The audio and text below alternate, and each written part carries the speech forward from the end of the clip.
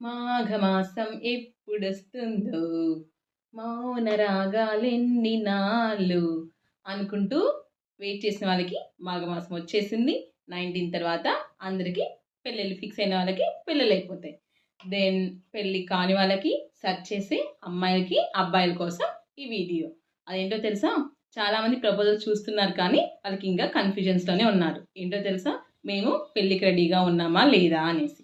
But ఈ 4 విషయాలు మీరు చెక్ చేసుకుంటే రెడీగా ఉన్నారో లేదో మీకు తెలుస్తుంది. అమ్మాయి అయినా అబ్బాయి అయినా. ఓకేనా?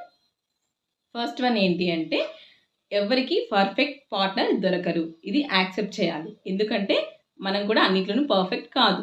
మిమ్మల్ని కంప్లీట్గా అర్థం చేసుకునే వాళ్ళు రావాలని మాత్రం కోరుకోకండి. ఎందుకంటే మీరే మీకు అర్థం కాదు. మీరు ఎప్పుడు ఎలా ఉంటారో మీకు అర్థం కాదు. ఎప్పుడు ఏ డిసిషన్ ఎందుకు తీసుకున్నారో కూడా మీకు క్లారిటీ ఉండదు చాలా విషయాలు. ఓకేనా?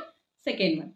థర్డ్ వన్ ఏంటి అంటే సినిమాల్లో చూపించినట్టు అమ్మాయి అయినా అబ్బాయి అయినా ఓ ఎక్స్పెక్టేషన్స్ పెట్టుకోకండి. అంటే వచ్చే అమ్మాయి ఇలా ఉండాలి, అలా ఉండాలి, అలా కనిపించాలి.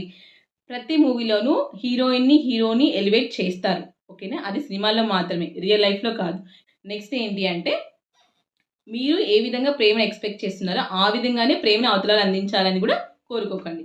అట్ ద సేమ్ టైం మీరు రీచెక్ చేసుకోవాల్సిన విషయం ఏంటి అంటే పార్ట్నర్ ఎలా ఎక్స్పెక్ట్ చేస్తాడో అలాంటి ప్రేమ నేను చూపించగలనా లేదా అన్న విషయం కూడా చెక్ చేసుకోండి.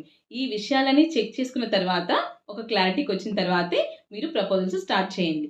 ఊరికి అమ్మా నాన్న చెప్పారు కదానో, ఏజ్ అయిపోతుందనో, జాబ్లో సెటిల్మెంట్ ఉందనో, కారు కొన్నానో, ఇల్లు కొన్నానో కాకుండా సో మీ గురించి మీరు ఒకసారి ఆలోచించుకోండి. చూడండి, సినిమా వేరు, లైఫ్ వేరు. సినిమాలో ఉన్నవన్నీ లైఫ్లో ఉండవు. లైఫ్లో ఉండేది సినిమాలో తీయచ్చేమో కానీ సినిమాలో ఉన్న ప్రతిదీ లైఫ్లో ఉండదు. So accept the reality. ఎందుకంటే మీరు యూత్ కదా, మూఢనమ్మకాలని అలాంటి వాటిని నమ్మరు కదా. అందుకోసమే మీకోసం ఈ వీడియో. ఓకేనా? Thank you.